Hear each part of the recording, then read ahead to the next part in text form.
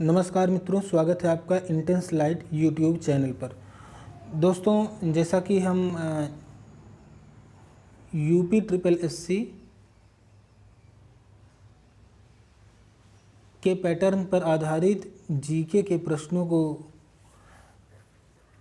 का सीरीज चला रहे हैं दोस्तों, और आज हमारा 7वां सीरीज है। और इसके साथ साथ हम विज्ञान के प्रश्नों को देखते चलते हैं दोस्तों। तो अभी तो कल जो हमारा वीडियो अपलोड हुआ था उसमें पार्ट 6 नाम से, और उसमें जो है आपने यहाँ तक महात्मा गांधी को राष्ट्रपिता कहकर संबोधित करने वाले पहले व्यक्ति कौन थे, तो सुभाष चंद्र बोस, यहाँ तक हमने डिस्कस किया था दोस्तों। तो इसमें कुछ प्रश्न बच गए हैं दोस्तों, तो उसका आज हम एक छोटे से वीडियो में डिस्कशन कर लेंगे, और ये जीके पार्ट 7 नाम से बनेगा। और इसके बाद दोस्तों हम नए किसी टॉपिक को लेंगे। तो चलिए शुरू करते हैं आज का अपना यह वीडियो। देखिए, आज का पहला प्रश्न है, इरविकुलम राष्ट्रीय उद्यान किस राज्य में स्थित है? In which state the Eravikulam national park situated? तो पहला है ऑप्शन कर्नाटक, दूसरा असम, तीसरा केरल और चौथा है आंध्र प्रदेश। तो दोस्तों, जो इरविकुलम राष्ट्रीय उद्यान है यह कहाँ पर है? तो ये केरल में है। तो ऑप्शन नंबर सी इसका सही उत्तर है दोस्तों। और केरल के जो है इडुक्की या मुन्नार ज़िले में जो है यह इरविकुलम राष्ट्रीय उद्यान स्थित है। और इसकी विशेषता क्या है दोस्तों? यह लुप्त प्राय एक प्राणी है जिसको नीलगिरी ताहर कहते हैं। क्या कहते हैं? नीलगिरी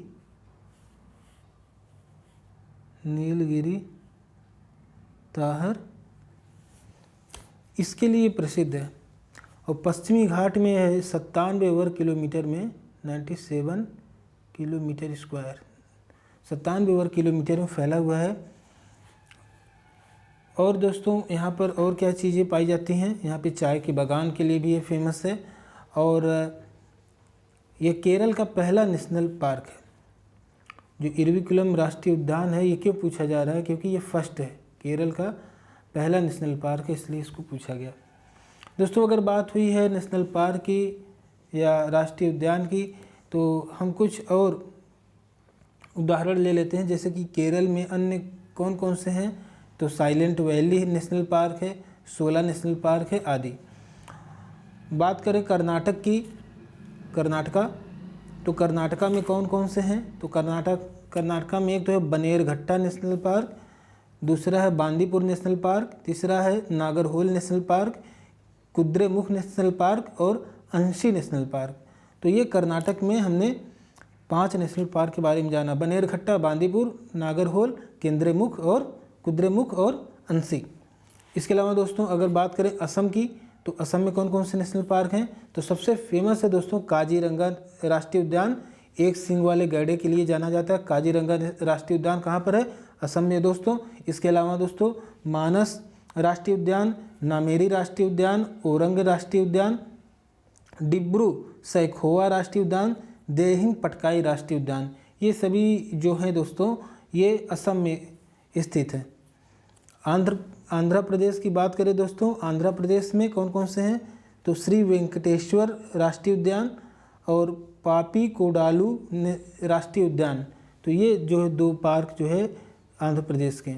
तो थोड़ा सा हमने डिटेल में सभी कर्नाटक, असम और केरला और आंध्र प्रदेश के बारे में जाना।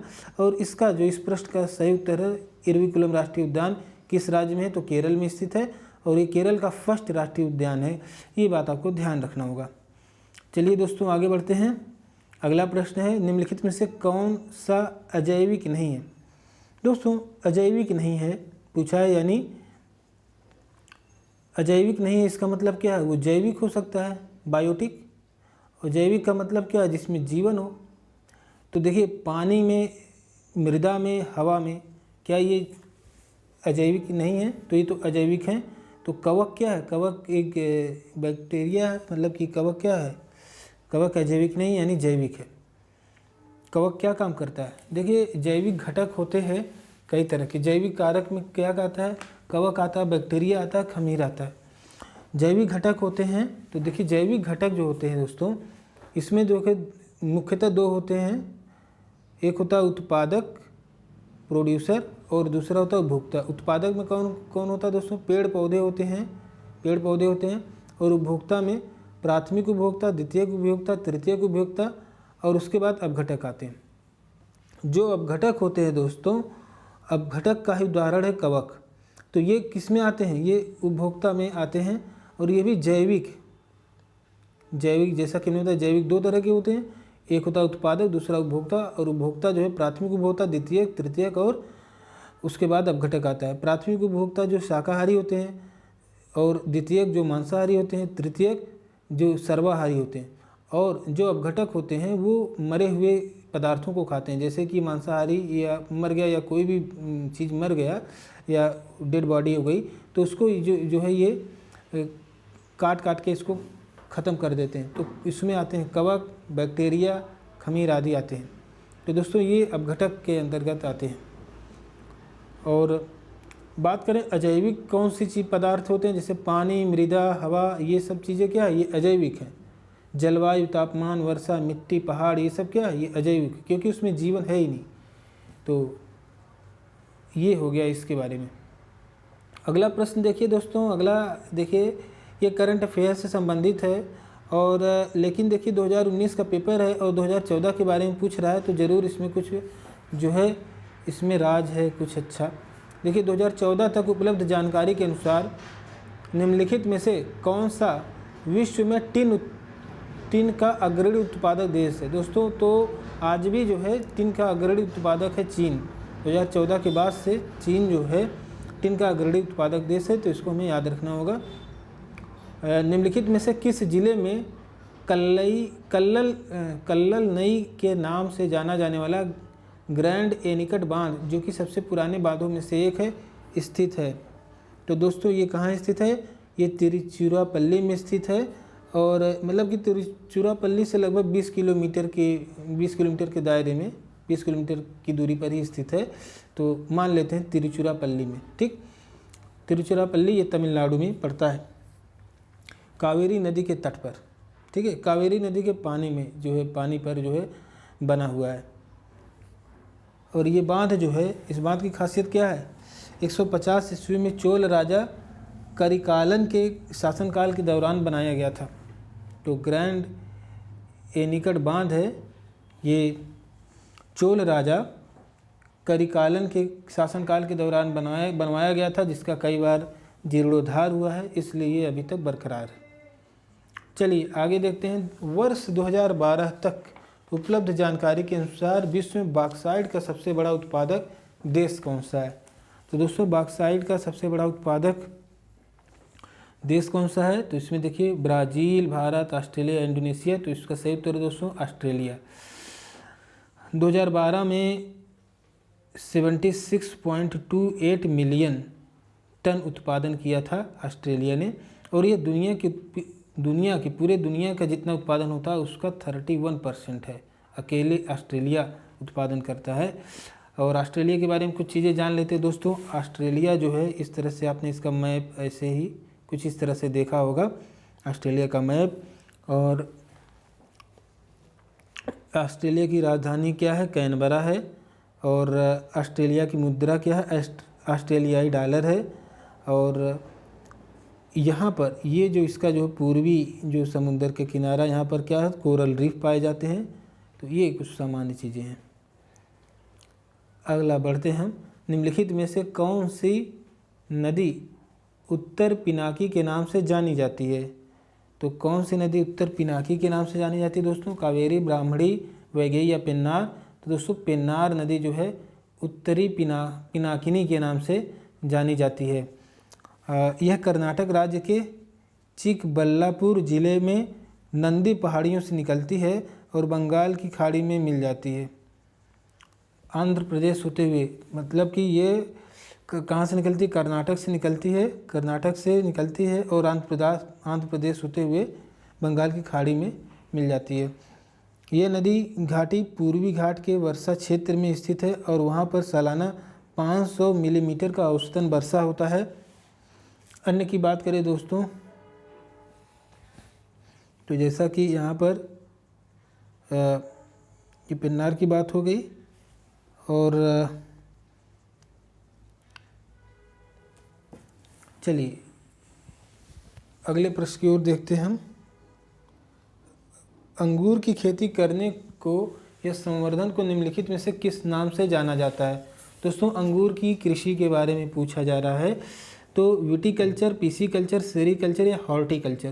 तो दोस्तों अंगूर की खेती को हम कहते हैं विज्ञान की भाषा में विटीकल्चर, विटीकल्चर कहते हैं। और पीसीकल्चर दोस्तों जो नाम है ये किसके लिए है?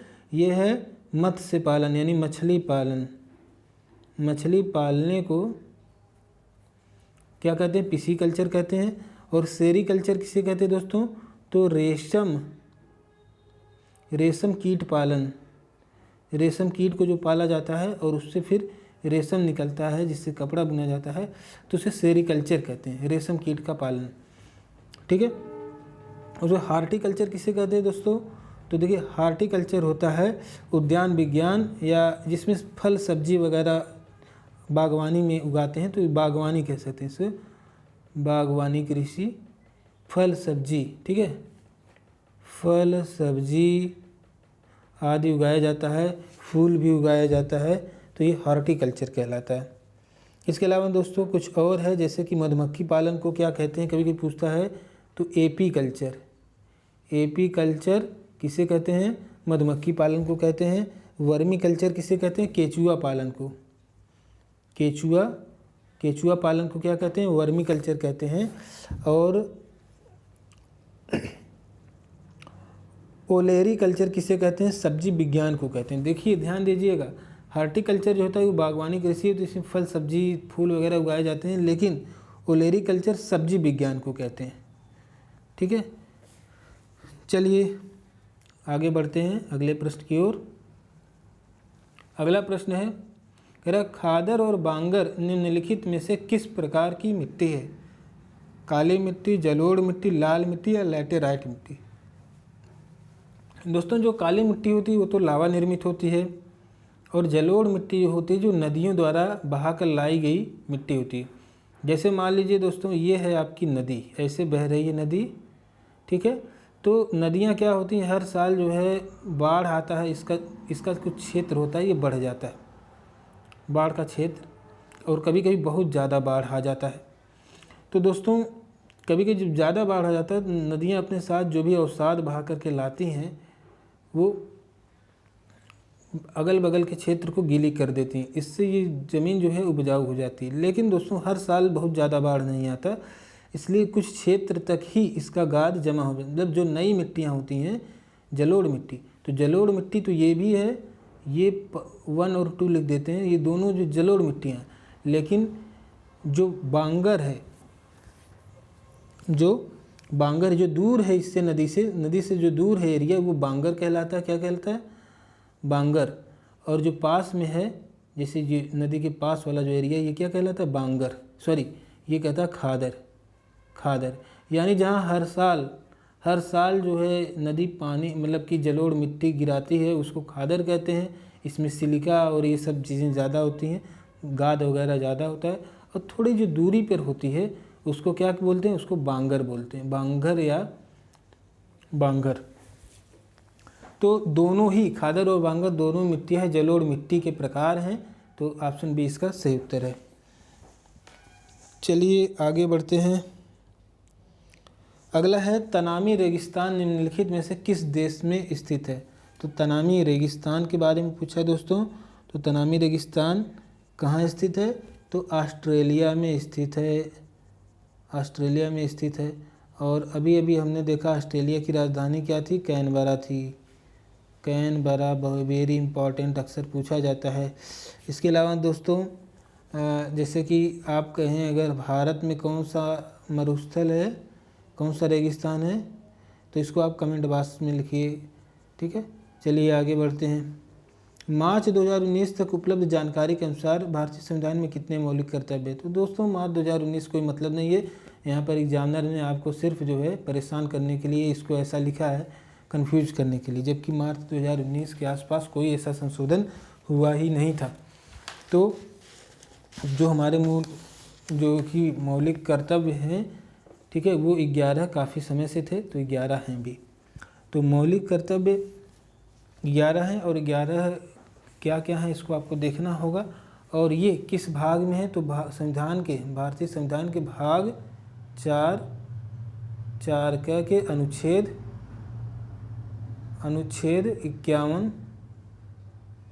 51 का में निर्दिष्ट हैं। 11 जो है मौलिक कर्तव्य हैं। तो दोस्तों हम लोग मूल अधिकारों की बात करते हैं कि हमारा ये अधिकार है, हमें ये चीज़ मिलनी चाहिए, लेकिन दोस्तों एक अच्छे नागरिक होने के नाते हमें अपने मौलिक कर्तव्यों पर भी ध्यान देना चाहिए। जैसे कि जो भी हमारे भारतीय राष्ट्रीय आंदोलन से संबंधित जो भी महापुरुष रहे उनका सम्मान करना, जो भी प्रेरक लोग हैं उनका सम्मान करना, कानून व्यवस्था को बनाए रखने में मदद करना, ठीक है, और वन्य जीव पर्यावरण आदि की रक्षा करना, ठीक है, और जो है जहाँ तक संभव हो शांति का प्रयास करना, कानून व्यवस्था को कोई क्षति न होने पाए आपकी वजह से। और ऐसे कई सारे 11 लगभग मुद्दे हैं विशेषकर। और लास्ट में एक है 11वां जो मौलिक कर्तव्य शिक्षा से संबंधित है। यदि आप अभिभावक होते हैं तो बच्चों को जो है 6 से 14 वर्ष की आयु के बच्चों को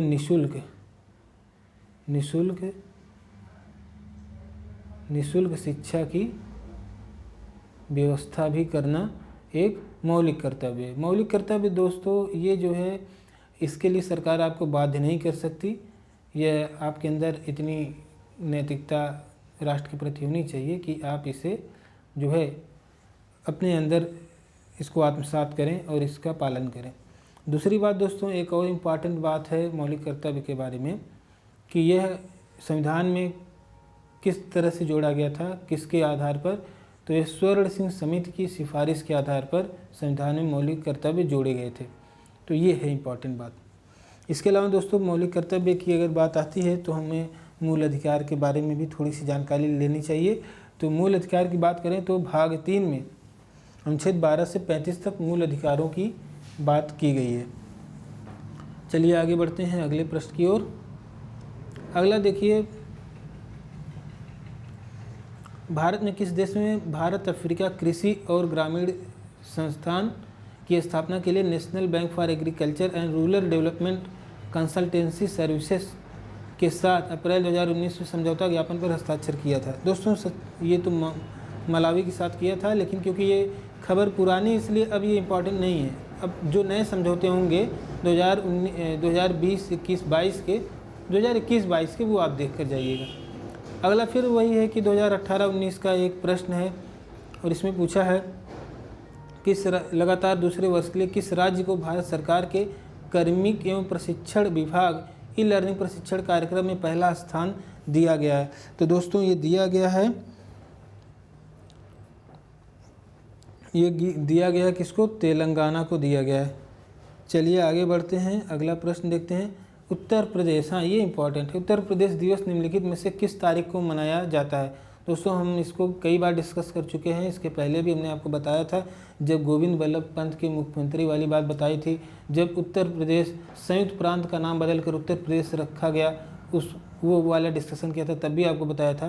तो ये 24 जनवरी 1950 को संयुक्त प्रांत का नाम बदलकर उत्तर प्रदेश रखा गया था और उसी दिन उसी लिए 24 जनवरी को हम उत्तर प्रदेश का दिवस के रूप में मनाते हैं। 2022 में 73वां स्थापना दिवस मनाया जा रहा है, ये भी आपको ध्यान रखना है। तो इस समय जो 2022 में उत्तर प्रदेश में कौन सा जो है दिवस मनाया जा रहा है? तो ये 73वां स्थापना दिवस मनाया जा रहा है। चलिए आगे बढ़ते हैं। और ये कब से मनाना शुरू हुआ? तो 2018 में तत्कालीन राज्यपाल थे राम नाईक जी, इन्होंने जो है इसको जो है मनाना शुरू किया था। चलिए आगे बढ़ते हैं। फिर से एक करंट अफेयर्स का प्रश्न है। मार्च 2019 तक उपलब्ध जानकारी के अनुसार भारत का तीसरा सबसे बड़ा बैंक कौन सा है? तो दोस्तों ये है बैंक ऑफ बड़ौदा।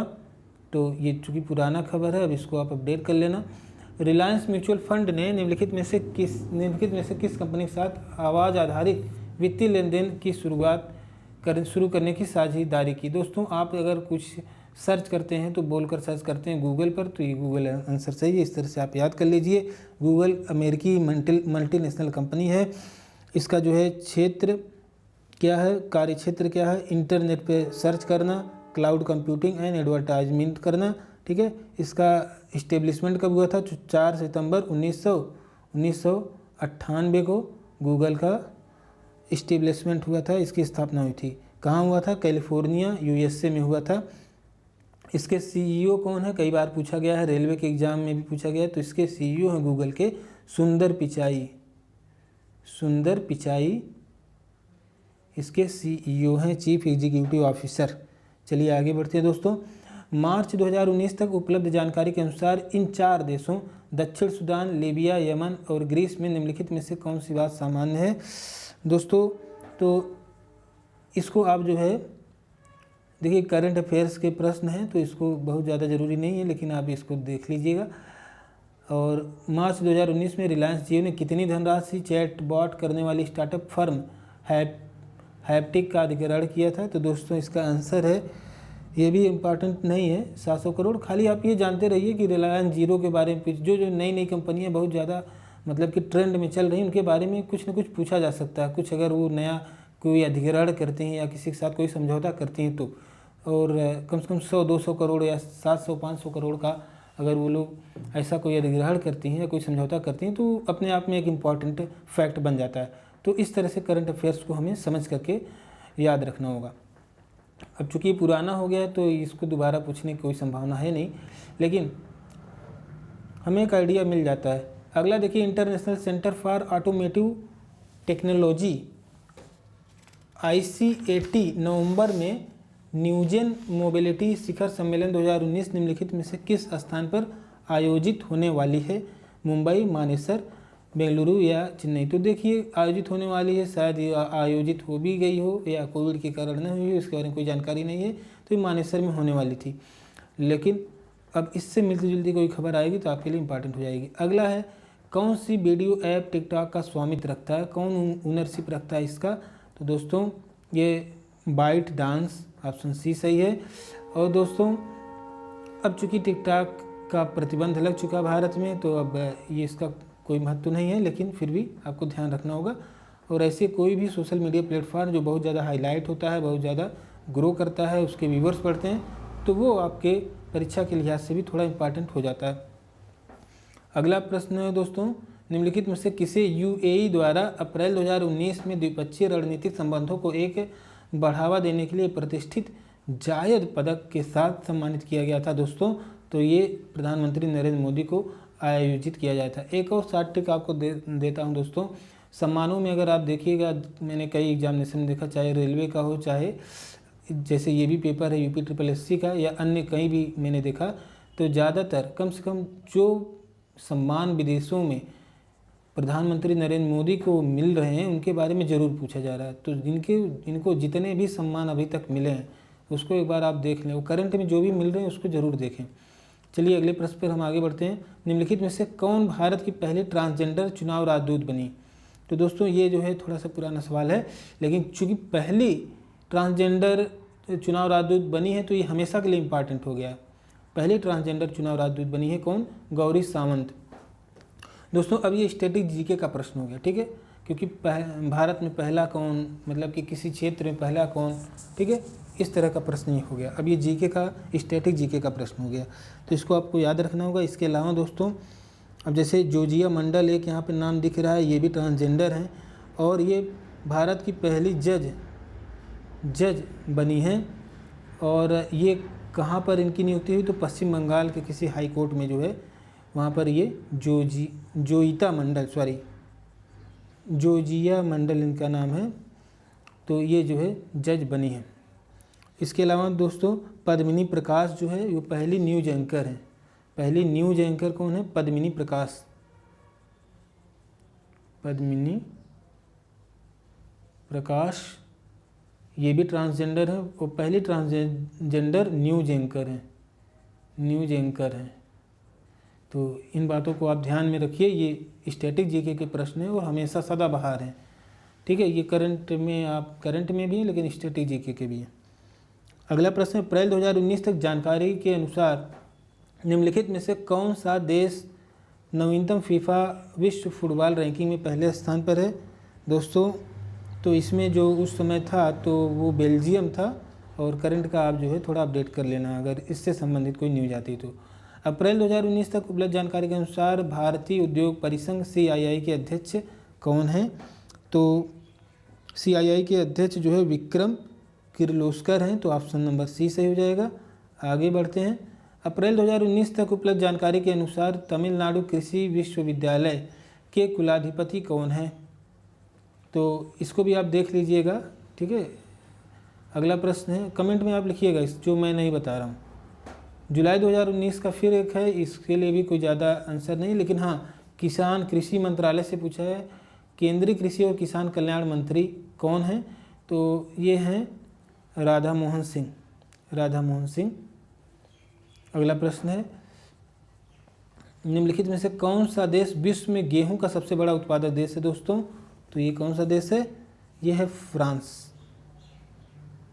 अगला प्रश्न है, कीथम झील और सुर सरोवर पक्षी अभयारण्य निम्नलिखित में से किस शहर के पास है? तो दोस्तों ये है आगरा के पास। किसके पास है? आगरा के पास है कीथम झील और सुर सरोवर पक्षी अभयारण्य।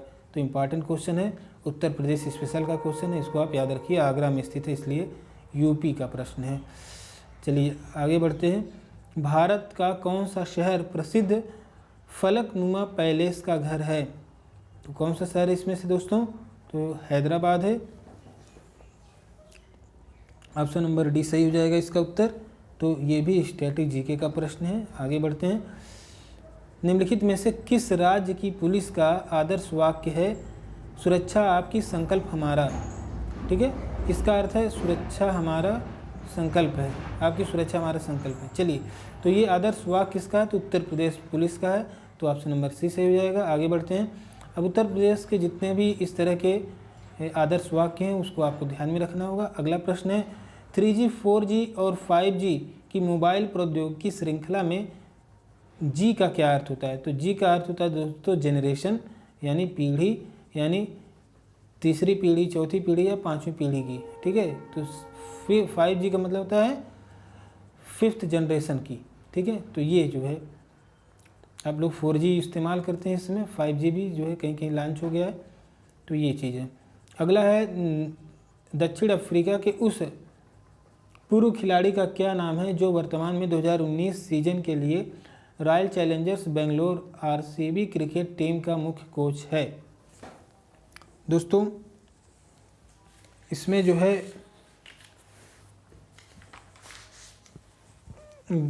गैरी कस्टर्न इसके सही उत्तर है। तो लेकिन चूंकि 2019 का प्रश्न है इसलिए इसको आपको अपडेट करना रहेगा। इससे संबंधित यानी खेल कूद से संबंधित खिलाड़ियों के नाम और उनके कप्तान के नाम आपको याद रखना होगा। इससे सिर्फ यही हमको आइडिया लेना है, इसको हमको रटना नहीं है। जहाँ रटना है, जहाँ आपको नोट करना है वो मैं बताते चल रहा हूँ। चलिए अगले प्रश्न को देखते हैं। भारतीय रेल मंत्री पीयूष गोयल ने मुख्य रूप से आंध्र प्रदेश, देखिए ये भी पुराना प्रश्न है, ठीक है, आंध्र प्रदेश, लेकिन स्टैटिक जीके बन जाएगा। आंध्र प्रदेश के लिए एक नए रेलवे जोन की घोषणा की। तो एक नया रेलवे जोन आ गया है, इसका नाम पूछा है। तो दोस्तों इसका नाम है जो है दक्षिणी तट रेलवे जोन। ऑप्शन ए सही है। और दोस्तों भारतीय रेल मंत्री इस वर्तमान में कौन है उसको आपको कमेंट बॉक्स में लिखना है, क्योंकि इसके पहले की वीडियो में आपको बता चुका हूँ। चलिए आगे बढ़ते हैं। इखलास खान का रोजा यानी मकबरा उत्तर प्रदेश के निम्नलिखित किस जिले में स्थित है? देखिए यूपी स्पेशल के इतिहास से संबंधित बहुत ही जानदार क्वेश्चन है। इखलास खान का रोजा, तो दोस्तों ये कहाँ है? तो ये बदायूं में स्थित है। तो इस तरह से दोस्तों हमने देखा 29 मिनट आपके हो गए, लगभग 30 मिनट पूरे होने वाले हैं। और हमने ये इसके जीके जो है जो पार्ट 7 था जो है उसको आज हमने फिनिश किया। तो कैसा लगा दोस्तों आप कमेंट बॉक्स में ज़रूर बताइए। और प्लीज़ आपसे रिक्वेस्ट है इसको ज़्यादा से ज़्यादा अपने दोस्तों को शेयर कीजिए ताकि सभी लोग इसका लाभ उठा सकें। और दोस्तों आप जानते हैं कि वीडियो बनाने में कितना जो है मेहनत करना पड़ता है, इतना बोलना पड़ता है, समझना पड़ता है, लिखना पढ़ना पड़ता है। तो आप समझते होंगे इस चीज़ को। इसलिए दोस्तों आपसे रिक्वेस्ट है प्लीज़ इसे ज़्यादा से ज़्यादा शेयर करें और अपना प्यार दें लाइक शेयर कमेंट और जो भी आपकी डिमांड है परीक्षा से रिलेटेड वो भी। और जाते जाते मैं आपको बता दूं, ये जो हमारा सीरीज चल रहा है ये विशेषकर जो लोग लेखपाल और सुपर टेट में जो आपका जीके का पोर्शन आएगा जिसमें इतिहास भूगोल वगैरह आएगा उसके लिए बहुत ही अच्छा है। और दूसरा आपका जो यूपी पीसीएस के भी कुछ कुछ जो है जो इंफॉर्मेटिव क्वेश्चन पूछे जाते हैं वहाँ पर ये सहायता करेगा। जो मैं एक्सप्लेनेशन करता हूँ यूपी पीसीएस के लेवल का ही करता हूँ। और तीसरी बात, जो लेखपाल की तैयारी कर रहे हैं दोस्तों, लेखपाल, तो दोस्तों उनके लिए भी बहुत ही, क्योंकि यूपी SSC का ये पेपर ही है तो उनके लिए तो बहुत ही अच्छा सोर्स है।